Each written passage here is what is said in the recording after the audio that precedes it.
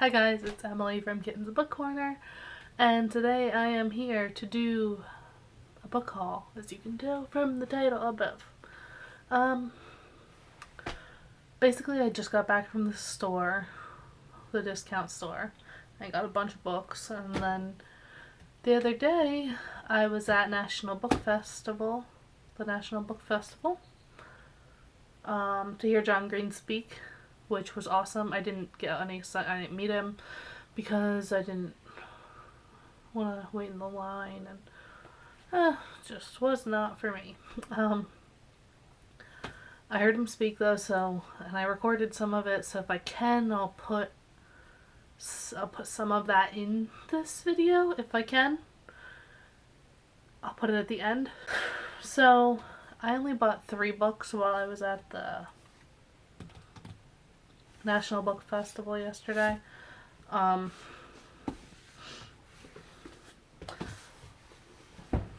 The first book that I ended up getting was Eve and Adam by Michael Grant and Catherine Applegate.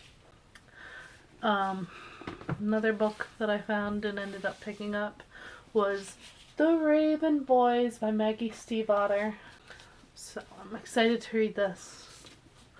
And the last book I picked up, she was also there when I was there. I didn't get her to sign it though. And the last book that I ended up picking up was Tilt by Ellen Hopkins.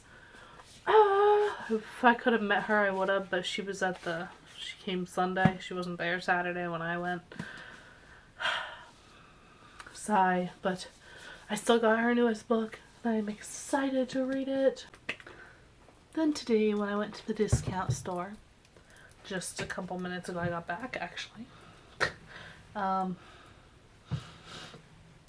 ended up picking up quite a few books. So, I got Blood Promise, a Vampire Academy novel. This is book 4. I have books 1 and 2, and when I saw this for $4, I was like, I am picking this up.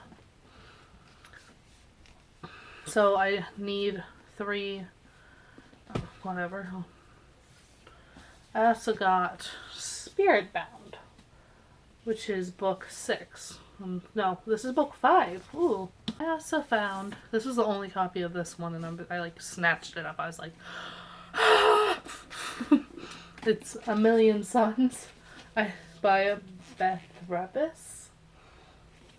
As you saw in my last haul, which I just had, I just got the hardback. Ooh, that's pretty. Sorry. As you saw in my last haul, I just got the hardback version of Across the Universe. So, finding this one too, just in the same, recently, is awesome. Next book that I found was Bloodlines by Richelle Mead. This is her companion series, I guess, to the Vampire Academy. So hopefully this is good. Well, hopefully I like Vampire Academy because I haven't read any of them.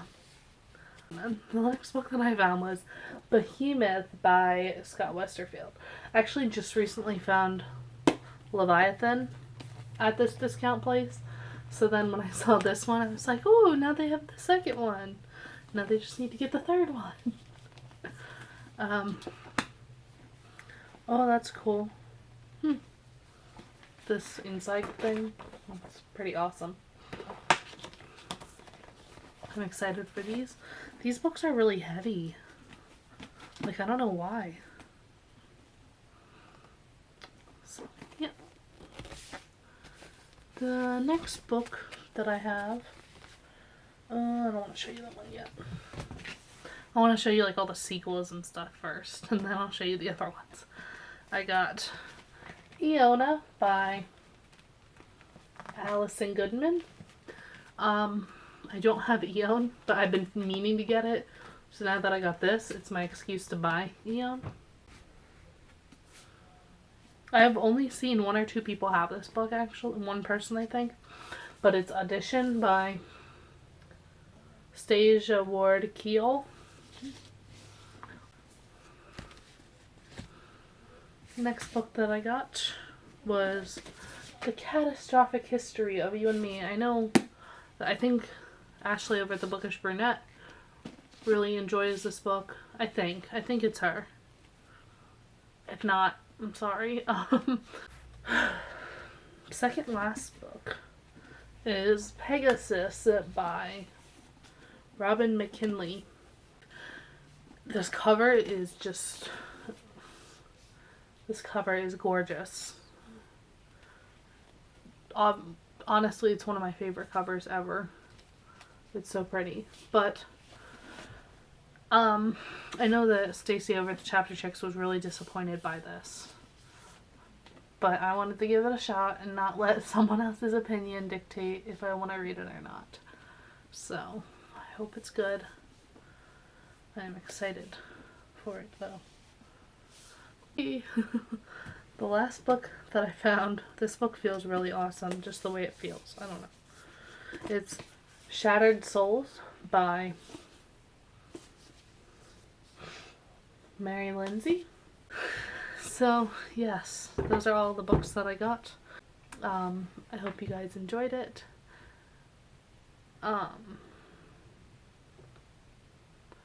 Bye!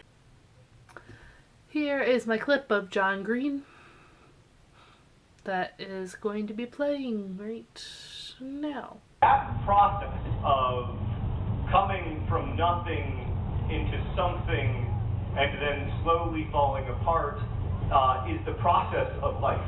And I wanted to write about that as well as I could and as honestly as I could, and in a way that reflected the experience of the people I've known and loved who lived with chronic illness and in many cases had died of it. And my experience was that all of these things are a side effect of dying, and that our sort of cultural inability to acknowledge the reality and omnipresence of this falling apart represented a real sort of failure on our part to grapple with one of the most interesting parts of life. So I had that idea initially in like 2000. I was working as a student chaplain at a children's hospital, and I really wanted to write this story that was set in a children's hospital, and it starred this like super handsome hospital chaplain, kind of an alcoholic, and had a lot of troubles, but he was really cool, and all of his like bad qualities were made up for his like chiseled good looks and everything. And we're all these like hot lady doctors. It's hot lady doctor, will he choose? Sort of the central question of this original manuscript. And I worked on that book in one form or another for 8 years. Just kept going back to it over and over again. I'd write it, sort of fail at writing it, and then I'd write a different book, and then I'd fail. I'd try and fail again, and then I'd write a different book, and it continued. But this was always the book I wanted to write, and in some ways The Fault in Our Stars is my first novel. It's the novel that I wanted to write first. I just didn't figure it out. I figured it out in 2009, or 2010, I guess.